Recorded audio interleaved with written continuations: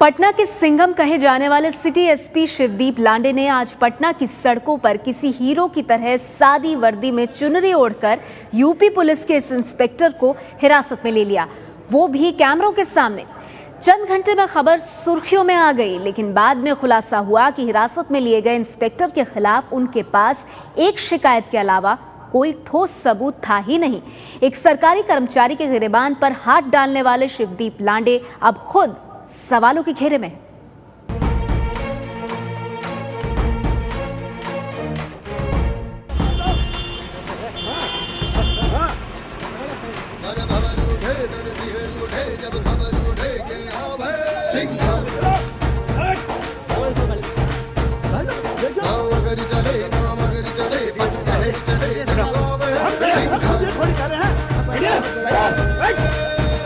इन तस्वीरों को देखकर एक बारगी तो ये लगेगा कि किसी पहलवान टाइप के गुंडे ने पुलिस वाले पर हमला बोल दिया है, लेकिन कहानी कुछ और है। एक बार फिर देखिए। क्या मतलब है? डीएसपी साहब हैं, पहचान रहा हूं। मैं डीएसपी साहब तो मैं मदद थोड़ी कर रहा हूँ। करो ये है जी, यही है। चलो इसको गाड़ी देखिए। चलो चलो मैंने हुआ क्या? डीएसपी साहब हम ये थोड़ी कह रहे हैं। सुना आपने? लाल टी शर्ट और गले में चुनरी डालकर एक वर्दी वाले पुलिसकर्मी के गिरहबान पर हाथ डालने वाला ये शख्स कोई और नहीं, पटना के सिटी एसपी शिवदीप लांडे हैं, जिन्हें बिहार का सिंघम कहा जाता है। सिंघम की गिरफ्त में आए इस शख्स का परिचय भी सुन लीजिए। ये है यूपी के मुरादाबाद जिले के इंस्पेक्टर सर्वचंद्र, जो इन तस्वीरों में अचानक पड़े छापे से हक्के बक्के नजर आ रहे हैं।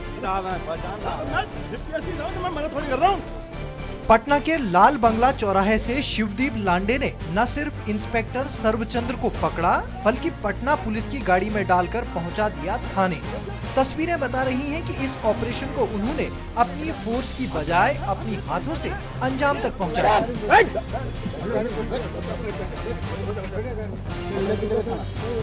खुद को मुरादाबाद क्राइम ब्रांच का इंस्पेक्टर बताने वाले सर्वचंद्र पर आरोप लगा था पटना के दो भाइयों से 10,000 रुपये की घूस मांगने का। दरअसल पंकज और दीपक नाम के दोनों भाई पटना में अपनी दुकान पर सिम बेचते हैं। उन्हीं के बेचे गए एक सिम के जरिए साल 2012 में पटना में ठगी का एक अपराध हुआ था। आरोप के मुताबिक दोनों भाइयों से 2 बार पहले पूछताछ कर चुके इंस्पेक्टर सर्वचंद्र ने एक रात पहले ही मामला रफा दफा करने के लिए भाइयों से संपर्क किया और घूस मांगी। घूस वसूलने का वक्त तय हुआ अगली सुबह 7 बजे। शिवदीप लांडे के मुताबिक उन्हें ये खबर खुद पंकज ने फोन पर दी। मोबाइल वैसे 24 आवर्स ऑन रहता है और मैं पहले रिंग में फोन उठाता हूँ, तो करीबन 11:35 के बाद आसपास मुझे फोन आया, पंकज जी करके नाम था। तो उन्होंने बताया कि सर मेरा सिम का बिजनेस है, मैं सिम बेचता हूँ और जनरल स्टोर है मेरा, और यहाँ पे यूपी मुरादाबाद की पुलिस की क्राइम ब्रांच की टीम आई हुई है। उन्होंने मुझसे पूछताछ की। एक सिम मेरा 2012 में गया था। उन्होंने खुद एक्सेप्ट भी किया कि इससे पहले भी 2 बार पुलिस उनसे पूछताछ कर चुकी है। तो जो सिम के बारे में वो जानकारी चाहते थे, मैंने उनको पूरी जानकारी दी, उसका कैप दिया, और जो भी मदद चाहिए थी मैंने सारी जो डॉक्यूमेंट्री मदद थी वो कर दी। तो मैंने बोला कि फिर इसके बाद क्या बात है, तो बोले कि नहीं सर, उसके बाद वो बोले कि हम आपको यूपी टांग के ले जाएंगे, पहली बात। दूसरी बात है, अगर यूपी टांग के नहीं ले जाएंगे तो वहां पे बुलाएंगे, वहां पे हम जेल में ठूस देंगे, निकल नहीं पाओगे। शिवदीप लांडे के मुताबिक पंकज ने आधी रात लिखित शिकायत भी दर्ज करवाई। शिकायत मिलते ही शिवदीप लांडे सुबह 7 बजे ही लाल बंगला चौराहे जा पहुंचे। उसकी स्टेशन डायरी हुई और मॉर्निंग में उसमें पहले तो ये था कि बोला गया था कि आप अगर इससे बचना चाहते हो तो आप 10,000 रुपये हमका इंतजाम कीजिए। बोला गया है कि आप 7 बजे डाक बंगला चौराहे पे बैंक ऑफ बड़ौदा के नीचे आएंगे और 5,000 रुपये लेके आएंगे। शिवदीप लांडे के मुताबिक लाल बंगला चौराहे पर लगे सीसीटीवी को देखकर सर्वचंद्र न सिर्फ ठिठक गए, बल्कि पंकज और दीपक को एक चाय की दुकान में आने को कहा। वहाँ पे जो 2-3 लोग चाय पी रहे थे, उनसे पूछताछ कर पता चले कि वो सीसीटीवी के बारे में पूछ रहे थे। तो ये भाप गए कि यहाँ पे सीसीटीवी का ऑपरेशनल है और शायद हो सकता है कि कल चल के कोई बात हो जाए तो सीसीटीवी में मैं कैच हो जाऊंगा। तो उन्होंने उसको वहाँ पे इंटरसेप्ट किया कि ठीक है दूरी रहिए। फिर मैंने उसको इंटरसेप्ट किया वहाँ पे, जो सर्वचंद्र इंस्पेक्टर अपने आपको बोले उनको मैंने बोला कि भाई आपको थाना चलना पड़ेगा। तो शायद उनको रोप था, मैं सिविल्स में था और वर्दी का रोप जाने लगे तो फोर्सफुली हमको उसमें गाड़ी में ठूसना पड़ा और ठूसवा के यहाँ पे थाने में लाना पड़ा। शिवदीप लांडे बिना किसी फोर्स के आगे बढ़े और खुद इंस्पेक्टर सर्वचंद्र को पकड़ लिया। यूपी पुलिस के इंस्पेक्टर सर्वचंद्र अब घूस मांगने की बात को न सिर्फ झूठा बता रहे हैं बल्कि ये इल्जाम लगा रहे हैं कि उन्हें फंसाया गया है। मामले रफा दफा करने के लिए वांटेड नहीं है, मुलजिम नहीं है, फिर काहे की रफा दफा कर रहे थे? आपसे लगातार पैसे की मांग की जाकर टीम के द्वारा एक सेकंड, ना पैसे की मांग की गई ना टीम के द्वारा की गई।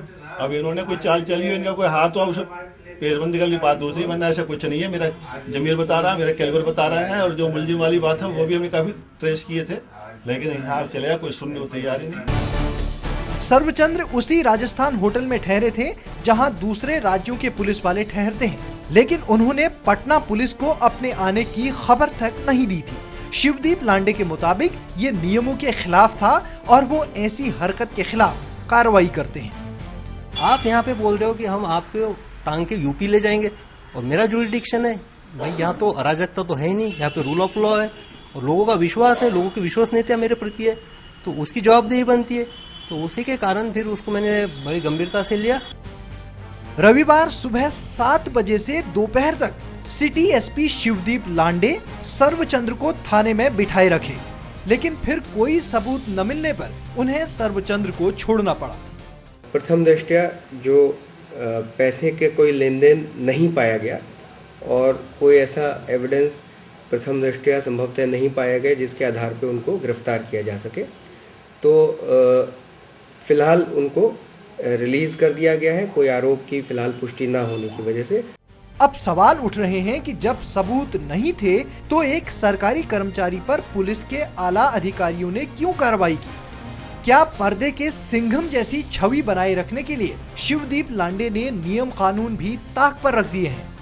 पूरे मामले के ऊपर में हमने जो सिटी एसपी हैं उनसे एक फैक्चुअल रिपोर्ट मांगा है कि जो तथ्यात्मक प्रतिवेदन हमको देंगे, किन परिस्थितियों में जो है उनके द्वारा ये गिरफ्तारी हुआ और उसके पश्चात में किस प्रकार से जो उनको जो है छूट दिया गया और किस प्रकार से जो पूरा घटनाक्रम हुआ है। तो अभी सिटी एसपी का रिपोर्ट आएगा, उसके ऊपर हम लोग अब विचार करके जो उसके आगे कार्रवाई की जानी हो जो उसके कार्रवाई की जाएगी। इससे पहले भी चंद महीने पहले शिवदीप लांडे बिहार के राज्यपाल के एडीसी के तौर पर विवादों में आ चुके हैं। बिहार के मुख्यमंत्री जीतन राम मांझी के शपथ ग्रहण समारोह के दौरान वो मंच पर मौजूद थे और हंसते और बातें करते नजर आ रहे थे। इसके बाद आरोप लगा था कि उन्होंने अनुशासन नहीं बरता। सवाल ये भी है कि जिस जगह पर कार्रवाई हुई वहां पर पहले से कैमरे कैसे पहुंचे?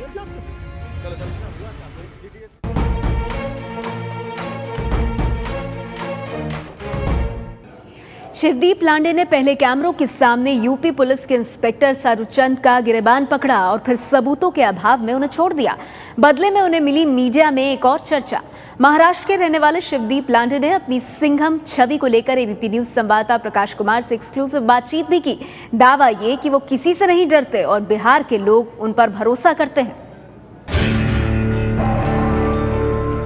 जो अब तक का तजुर्बा रहा है बिहार में काम करने का वो कैसा रहा है, क्योंकि आप सिटी एसपी थे यहाँ पर पहले पटना में, फिर आप अररिया भेज दिए गए, फिर अररिया से आपको एडीसी टू गवर्नर बनाया गया और फिर दोबारा आप यहाँ पर पदस्थापित हुए। मेरे लिए इंडियन पुलिस सर्विस में इंडियन और पुलिस इससे ज्यादा यस को ज्यादा इम्पोर्टेंस है सर्विस को। और मेरे सामने जो नजरिया है मेरा पुलिसिंग का, अगर कोई भी आ जाता है कंप्लेंट लेके, कोई अररिया में जैसा कोई बकरी की चोरी की घटना को लेके महिला आती है, कोई बोलती कि भाई हमारे गाय यहाँ पे मिस हो गई, तो ऐसी छोटी छोटी बातें। लेकिन जो भी ऐसी घटनाएं मेरे सामने आती है तो सबसे पहले मेरा तरीका है कि मैं अपने आप को सोचता हूँ उसकी जगह रख के कि मुझ पे क्या बीतेंगी अगर मेरे साथ ऐसी घटना हो गई। तो जब मैं उस घटना को उस एंगल से देखता हूँ तो मुझे लगता है कि नहीं, मेरे ऊपर पहाड़ पड़ पड़ा है। ऐसे बहुत सारे वाकये हैं जिसमें एफआईआर रजिस्टर होने के बाद, उसके इन्वेस्टिगेशन होने के बाद, चार्जशीट होने के बाद कोर्ट में वकील की फीस भी मैंने दी है और जहाँ पे मुझे लगा है ऑनरेबल जुडिशरी से मैंने मदद भी मांगी कि इसमें आप जल्दी से ट्रायल करवा के मदद करवा दीजिए, इसका कुछ एक रिजल्ट करवा दीजिए। तो इससे क्या होगा कि ये कंप्लीट जस्टिस की जो भावना लोगों में आई है मेरे प्रति, मुझे लगता है कि वही मेरा स्ट्रेंथ है और वही उनकी विश्वसनीयता का कारण है। सिविल सर्विस में मेरा first choice Indian administrative service था, IAS था, और IPS सेकंड चॉइस था। मैं महाराष्ट्र में अकोला डिस्ट्रिक्ट है, वहाँ से पारस मेरा गांव है, 22 किलोमीटर, वहाँ से मैं बिलोंग करता हूँ। और मेरी माताजी 7वां क्लास पास है और पिताजी 10वां क्लास 3 बार फेल है, और एक किसान परिवार से बिलोंग करता हूँ। और बस इंजीनियरिंग किया, इंजीनियरिंग के बाद सिविल सर्विसेज करना था। काफी मेधावी छात्र रहे और स्कॉलरशिप ही आप लेते रहे हमेशा से। नहीं, एक्चुअली फाइनेंशियल सिचुएशन ऐसे कि 7 एकड़ आपके घर में लैंड है और ड्राई लैंड है, और विदर्भा रीजन में जो कि one of the backward region माना जाता है, जहाँ पे फार्मर सुसाइड बहुत ज्यादा हो जाती है। तो 7 एकड़ में आपका क्या होगा? तो अगर इस तरह की सिचुएशन है तो ऑब्वियस है कि आपको स्कॉलरशिप पे भी डिपेंडेंट रहना पड़ेगा। तो मेधावी था, उसके साथ साथ सिचुएशन ऐसी थी कि उसके थ्रू मुझे करना पड़ा। सौभाग्यवती गीताबाई वामनराव लांडे का सबसे ज्यादा प्रभाव मेरे ऊपर है, क्योंकि उस माता ने जो स्ट्रगलिंग से मुझे एक कैरेक्टर निर्माण किया, जो मुझे बना है, खेतों में काम करके जो एक सीख दी, एक कैरेक्टर बना है, तो उसी का मुझे लगता है कि आज प्रतिफल है कि मैं इतना सेंसिटिव हूँ और कैरेक्टर का इतना स्ट्रांग हूँ। एक संस्था योग संगठन चालू किया था। मेरी सिस्टर है बड़ी, उसके शादी के वक्त मुझे लगा था कि जब फाइनेंशियल सिचुएशन ऐसी होने के बाद शादी में थोड़ा डाउरी वाउरी का जो कंसेप्ट था उसमें मुझे घृणा थी। उस वक्त सारी चीजें कंप्लीट होने के बाद भी सिस्टर की शादी में दिक्कतें आ रही थी, तो वो उसको लेके मैंने सोचा कि नहीं, ऐसे बहुत सारी लड़कियां होगी और ऐसे बहुत सारे लड़कों का ख्याल भी होगी कि डाउरी सिस्टम को कहीं ना कहीं शह देना पड़े। उसी के क्रम में शुरू में उस संगठन में सार्वजनिक विवाह 16 जो होता है कि कॉमन, जिसमें डाउरी नहीं रहेगा, ऐसे पहले 4 पेयर से चालू किया, वो करीबन 100 के पास चले गए।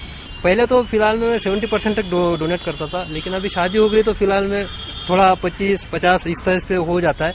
लेकिन थैंक गॉड वाइफ भी सपोर्टिव है, तो अब देखते हैं आगे चल के। फिल्म देखने का क्या शौक है आपको? सिंघम कैसी लगी फिल्म? नहीं, मैं फ्रैंकली स्पीकिंग, जब ये आप लोग बोलते हैं, बहुत सारे मीडिया में लिखता है सिंघम दबंग, तो मुझे अंदर से चिढ़ आती है। मैं भाई रील वाला कैरेक्टर नहीं, मैं रियल वाला कैरेक्टर हूँ। मैं शिवदीप लांडे हूँ। मैं दबंग और सिंघम और राउडी राठौड़ ये फलाना ढिमका मैं नहीं हूँ। आपकी लड़कियां बहुत फैन है, महिलाएं बहुत ज्यादा फैन है। फेसबुक पर भी आपको, व्हाट्सएप पे आपको यानी कि व्हाट्सएप भी बंद करना पड़ा, इतने सारे आपको मैसेजेस आ रहे हैं। शायद यूनिफॉर्म सर्विस के साथ साथ एक फिटनेस का मेरा कल्चर भी रहा है। रात के 12 बजे 1 बजे भी मैं जब जॉब से आता हूँ, और उस दिन अगर सपोज मेरा जॉगिंग नहीं होता, 1 बजे भी मैंने जॉगिंग की है। तो एक होता है एक पर्सनैलिटी, ओवरऑल पर्सनैलिटी, और आजकल वो पिक्चर का इम्पैक्ट उससे।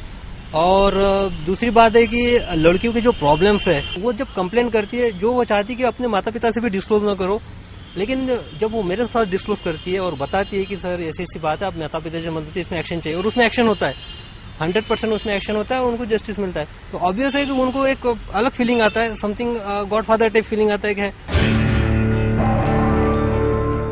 मिनिमम नीड से 2 बैग रहती है, कभी भी ट्रांसफर हो गए, भर दिए बैग और निकल के चले गए।